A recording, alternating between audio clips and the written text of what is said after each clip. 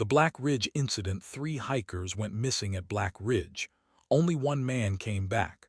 What he saw in the forest that night still haunts him, and it's still out there. The forest went silent. The radio died. Then a voice called his name from the dark, in the voice of someone who was already dead. The night Black Ridge swallowed my life, the wind was not blowing. Not a leaf moved. Not a bird cried. Not a single insect dared disturb the air. It was the kind of silence that does not belong to the world of the living. The kind of silence that presses against your ears until you begin to hear your own blood whispering inside your skull. My name is Ethan Hale. I was a search and rescue officer for the Westmore County Sheriff's Department for 11 years. I am not a man who scares easily. I have crawled through collapsed buildings with fire licking my back. I have pulled bodies from rivers in winter. I have listened to mothers scream when hope finally died. But nothing in my life prepared me for what happened beyond the old logging road at Black Ridge Preserve. I tell this now because the thing that hunted us there is still alive. And it remembers me. The call came in at 10:47 p.m. on a Wednesday in late November. 3 hikers missing. Last known GPS ping near Black Ridge, an area locals avoid even in daylight. Dispatch's voice wavered as she read the coordinates. I recognized them instantly. My stomach tightened before my mind could form words. My partner that night was Lucas Morno, former Marine, calm under pressure, the kind of man who laughed during storms and trusted the dark too much. We'd been working together for 6 years. He knew the land, knew the forests, knew the unspoken rules of surviving in places the map pretends are empty. We reached the edge of the preserve just before midnight. The road vanished into dirt and pine needles. Our headlights carved narrow tunnels through towering trees whose branches tangled overhead like grasping fingers. And then the smell hit us. Wet copper, rotting leaves, something old. Lucas rolled down his window. Smells like a slaughterhouse. Neither of us laughed. We stepped out of the truck and the forest absorbed the sound of the engine shutting off as if the noise had never existed. The silence rushed in immediately, thick, heavy, suffocating. My radio crackled, then died. Lucas checked his. Nothing. Black Ridge does that, always has. We followed the old logging trail on foot, flashlights cutting weak cones of light through the trees. The path descended sharply, the forest closing tighter around us with every step. The air grew colder, heavier, as if the ridge itself were sinking deeper into the earth. About half a mile in, we found the first sign of them. A boot, not placed, not dropped, thrown. The leather was shredded, the laces torn clean out. The inside was soaked with blood that had not yet dried. I knelt, touched the soil beside it, still warm. Lucas whispered, "They're close." Something far deeper inside me said, "No, something else is." We continued downhill. The forest stopped making sense. Trees leaned at impossible angles. Rocks rose from the soil like broken teeth. The wind never moved, but the shadows did. Then we heard breathing. Not animal breathing. Not human breathing. Something slower. Larger, close. Lucas raised his rifle. "Did you hear that?" I nodded. The sound circled us. Not footsteps, displacement. The forest itself shifting around a body too big to see. Then came the voice. "Help!" It came from the ravine below us. A man's voice, weak, broken. "Please." I took one step forward. Lucas grabbed my arm hard. "That's not one of the hikers." "How do you know?" He stared into the darkness. "Because I can hear my own name in it." The voice spoke again. "Lucas, Ethan, please." My blood turned to ice. Nothing in the forest could know our names. We backed away slowly, rifles raised, light trembling in my hands. The breathing stopped. Then something massive moved behind the trees. Branches snapped. Bark exploded from trunks. The smell of copper thickened. And in the far edge of my beam I saw the reflection of eyes. Too high, too wide, too intelligent. The eyes did not blink. They hovered in the darkness at a height that made my neck ache to look at, far above where any animal's face should be. They were not the wild, empty eyes of a predator. They were calculating, studying. The forest around them seemed to lean inward, as if the land itself were listening. Lucas whispered, "Don't run." My heart wanted to explode out of my ribs. We stood there, two men with rifles and badges and training, frozen like children in a nightmare that refused to end. The thing behind the trees shifted its weight. I heard wood creak under something far too heavy to be standing on branches. The voice returned. "Ethan, it hurts." The sound came from the same place as the eyes, but the mouth that spoke it did not match the shape of the head behind the shadows. The words stretched and warped, like they were being pulled through wet fabric before reaching my ears. Lucas raised his rifle a fraction higher. "That's not them." The forest answered him. A low, rolling sound slid between the trees, not a growl, not a roar, but something closer to laughter. It vibrated through the ground and into my boots. My stomach twisted violently. My body knew the sound. Knew it from some ancient place in the spine where prey still lives. The eyes vanished.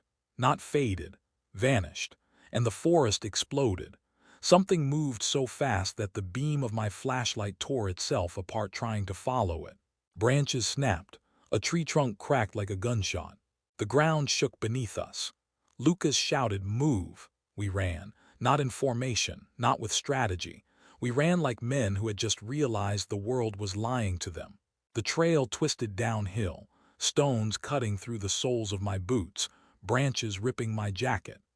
Behind us the forest did not chase, it hunted. Whatever it was, it stayed just out of sight, always close enough for me to feel the pressure of it in the air, the heavy pulse of something enormous passing between trees. The voice followed us, not yelling, not screaming, whispering. "Ethan, Lucas, don't leave me." The voice sounded wrong. It was missing pieces, like it had been stitched together from memory rather than formed by lungs. Lucas stumbled and went down hard. I grabbed his vest and hauled him up without slowing. My lungs burned. My legs felt hollow. The ravine opened ahead of us, a wide, dead channel where the trees thinned and the ground dropped sharply. We burst into the open space and stopped. The ground was wrong. Bones covered it, not scattered, arranged. Skulls stacked in circles, ribs woven into arches. Long bones tied together with strips of skin that still glistened wetly in the beam of my light. The smell was overwhelming. Rot. Iron, something sweet and ruined. Lucas whispered, "Oh God." That's when I saw the backpacks. 3 of them shredded, blood-soaked, and something else. A phone, still glowing. On the screen was a live message draft that had never been sent. "It's watching us. It knows our names. It's not human." The breathing returned. Behind us, slow, deliberate. The thing stepped into the clearing. The moonlight finally touched it. It stood on 2 legs, taller than any man I had ever seen, its body wrapped in matted black fur slick with blood and sap. Its arms were too long. Its joints bent wrong. Its chest expanded with each breath like a furnace. But its face ended every argument my mind could make. The snout was wolf-like, but the eyes were not animal. They were human. They were aware. It smiled. The thing's smile was not wide, it was precise. A slow tightening of flesh around teeth that were far too many and far too long. Its lips peeled back just enough to show them, not as a threat, but as a promise. Lucas whispered my name. I couldn't answer. My throat had sealed itself shut. The creature inhaled deeply, the air around it pulling inward like the world itself was being swallowed. Its chest expanded, ribs pushing against skin and fur, and I realized with sick certainty that it was smelling us, not our sweat or blood, but the terror boiling in our bodies. The voice came again, this time from the creature's mouth. "Lucas, help me." It was perfect. It was his sister's voice. I saw Lucas flinch just once. That was enough. The creature moved. It didn't charge. It simply crossed the clearing. The space between us collapsed. Lucas fired. The rifle's report shattered the night. The muzzle flash lit the clearing in violent white. The bullet struck the creature's shoulder, tearing fur and flesh, and dark blood sprayed across the bones at its feet. The creature did not fall. It did not slow. It reached Lucas in less than a second. One arm, impossibly strong, wrapped around his torso and lifted him off the ground. His rifle clattered uselessly to the stones. His boots kicked air. He screamed once, a raw sound ripped straight from the soul. The creature's other hand closed around Lucas's head. I heard the sound, not a crack, a wet, final compression. Lucas went limp. The thing dropped him. Lucas's body struck the ground with a sound that will never leave me. I fired. I don't remember how many times. The rifle bucked violently in my hands. Bullets tore through fur, into muscle, into whatever lived beneath that impossible skin. The creature finally turned toward me, not in pain, in irritation. It stepped forward. I ran. The forest swallowed me. Behind me I heard bones crunching, chewing. I sprinted blindly through the trees, lungs on fire, heart slamming against my ribs. Branches tore at my face. Roots sent me sprawling more than once, but I forced myself up every time, driven by the knowledge that if I fell again, I would never stand. The ground dropped suddenly. I tumbled down a steep slope, rolling through leaves and stone until I slammed into a narrow gorge. Pain exploded through my shoulder. My rifle was gone. My flashlight shattered somewhere in the fall. Darkness closed in. And then I heard it climbing above me. Claws on stone, breathing. Closer I crawled.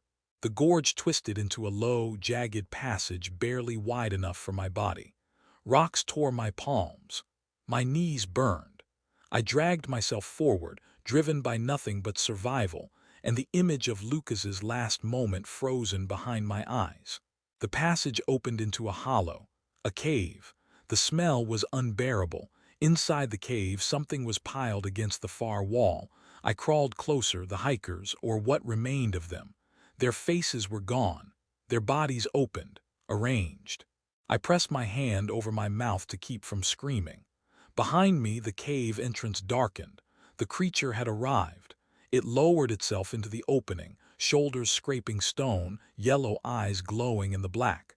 And then it spoke. "Your friend tasted afraid." My mind broke when it said that. Not shattered, folded inward on itself like a dying star. There are moments in life where fear becomes so overwhelming that it loses all sharp edges and turns into something quiet and hollow. That's where I was, kneeling on cold stone in the dark, staring at a thing that should not exist, knowing with perfect clarity that the world I believed in was gone forever. The creature squeezed deeper into the cave. Stone screamed under its weight. Its shoulders scraped the walls, fur dragging across rock, the sound of it echoing through the hollow like the grinding of tombstones. The yellow eyes never left me. The smile did. It crouched. The ceiling was too low for it to stand fully, forcing its spine into a twisted arch that made its outline even more unnatural. Steam drifted from its wounds where my bullets had torn into it, but the flesh around them was already darkening and tightening, sealing itself with obscene speed. I fumbled for my sidearm. My fingers were numb. My hands shook so badly I could barely get it free from the holster. The creature tilted its head, curious. I raised the pistol. It laughed. The sound was wrong, not loud, intimate, wet, like something chuckling inside a throat that was never meant to hold language. "Shoot," it whispered. I fired. The blast inside the cave was deafening. The bullet struck its face, tearing through fur and muscle just beneath the eye. Black blood sprayed across the stone. The creature recoiled, more in surprise than pain, and for the first time I saw something flicker across its expression. Not fear. Anger. It lunged. The impact drove me into the cave wall. The pistol flew from my hand. The creature's weight crushed the air from my lungs. Its breath poured over my face, thick with rot and iron. Its claws pinned my arms against the stone. Its mouth opened inches from mine. I saw pieces of Lucas's uniform between its teeth. My vision narrowed. The world dimmed. Then my hand struck something on my belt. The flare. I yanked it free and drove it upward with everything I had left. The magnesium ignited instantly. White fire exploded between us. The creature screamed. Not a roar, a sound of pure agony that ripped through the cave and the forest beyond. The smell of burning fur and flesh flooded the air. It recoiled violently, tearing itself away from me, smashing into the cave wall, clawing at its own neck as the flare burned deep into its muscle. I crawled. Every inch of my body screamed in protest. Blood filled my mouth. My ribs felt shattered, but I crawled. The creature thrashed behind me, its screams shaking the stone. I reached the back of the cave and found a narrow crack in the wall, barely wide enough for a man to squeeze through. I forced myself inside. The rock tore skin from my shoulders. My breath came in ragged sobs. I shoved myself forward until the world collapsed into darkness and stone and the memory of its eyes. Behind me, the screaming stopped. Silence returned. Then something began moving again. Slower, calmer, angrier. The silence after the screaming was worse than the screams. It carried weight, expectation. I crawled through the stone fissure until my body spilled out the other side and collapsed into cold, wet leaves. Rain had started without me noticing, a fine mist that clung to my skin and made the forest glisten in faint moonlight. My chest heaved. My lungs burned. My entire left side throbbed where the creature had crushed me. I forced myself up. The woods were no longer the same. The trees leaned inward now, their branches overlapping like ribs around a massive lung. The ravine had disappeared behind me. The cave was gone. Even the slope I'd fallen from no longer existed. Black Ridge had rearranged itself. I staggered forward. Every step sent knives of pain through my ribs. Blood dripped from my torn jacket. My ankle had swollen to the size of a fist, but I kept moving because the alternative was unthinkable. Behind me, the forest exhaled. Something large moved between the trunks. Not charging, tracking. The creature had learned. It knew now that I was not its prey, I was its game. I followed what I thought was the downhill grade, aiming for where the road should be, but the terrain twisted under my feet, guiding me in slow, subtle curves that pulled me deeper into the preserve. My sense of direction dissolved. The compass on my watch spun uselessly. Then I found the campsite, a circle of stones, a burned-out fire pit, 3 sleeping bags. One was torn open from the inside. Inside the pit lay something I still see when I close my eyes, a small pile of teeth. Human teeth, arranged carefully. A message. The creature's voice drifted through the trees, soft, patient. "Ethan, you left him alone." My knees nearly buckled. I forced myself forward, tears blurring the forest. The path dipped sharply and I slid into a clearing where the ground had been scraped bare, the soil black and wet with something that was not rain. In the center stood a tree. From its branches hung pieces of clothing. Lucas's jacket, one of the hiker's boots, my rifle. The forest was building a shrine. The wind finally returned, just a little, enough to make the hanging items sway, tapping together with soft, hollow sounds like bones touching. Then the ground shook. The creature stepped into the clearing. Part of its neck was still burning. Smoke curled from the wound where the flare had embedded itself. Its fur was matted with blood, its chest rising and falling slowly, deliberately. It was no longer smiling. It raised its head and howled. The sound rolled across the hills, deep and ancient, answering something that lived far beyond this clearing. And from the darkness something answered back. Not one voice, many. The answer came from every direction at once. Not howls, acknowledgments. Deep, distant calls that rippled through the hills and returned in waves, vibrating through the roots of the trees and the marrow of my bones. The forest was no longer just surrounding me. It was listening. The ground itself seemed to pulse, as if something ancient had awakened beneath Black Ridge. The creature tilted its head, pleased. It had not called for help. It had called for witnesses. I backed away slowly, my heel catching on a root, nearly sending me down. The clearing seemed to contract, the trees inching closer with every breath I took. My pulse thundered in my ears.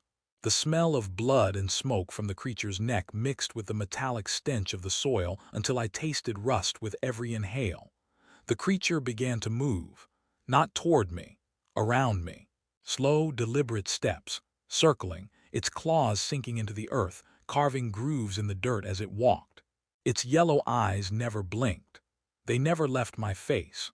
The part of its neck that still smoldered glowed faintly in the darkness, but the flesh beneath had already begun to seal around the wound, knitting itself closed with obscene efficiency.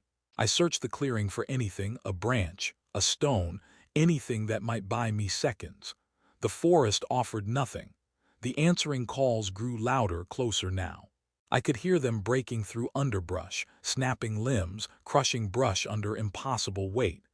Shapes began to move between the trees, tall, massive silhouettes sliding between trunks like living shadows. Not one, not two, many. The creature finally stopped moving. It faced me fully and spoke again. "Run!"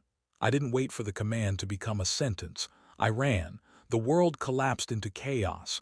Branches tore at my face. Thorns ripped my hands.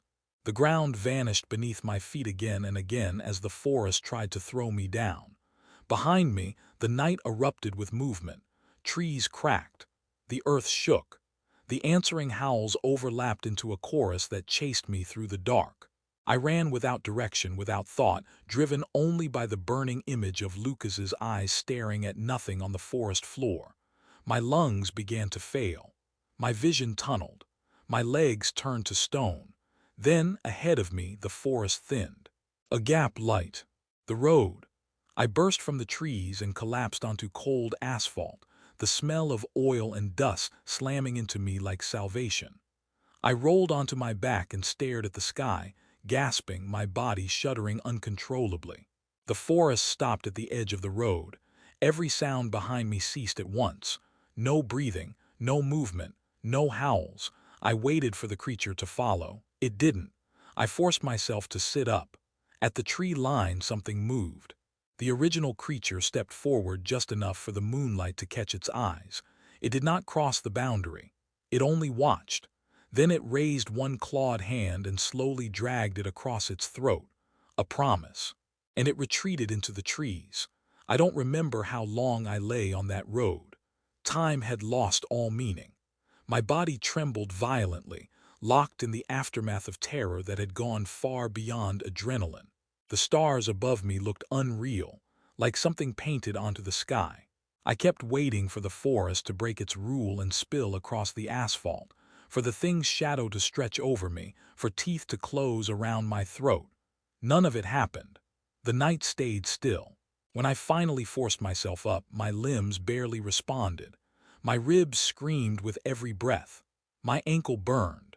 Blood had soaked my clothes and dried into dark patches that pulled at my skin. I staggered toward the truck. The driver's door was still open from earlier.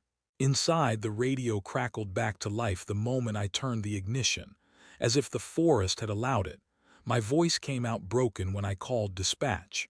"I need medical. Officer down. Multiple casualties. Black Ridge." They asked where Lucas was. I couldn't answer. The ride back to town blurred into fragments of flashing lights and shaking hands and paramedics shouting numbers I didn't understand. They wrapped me in blankets.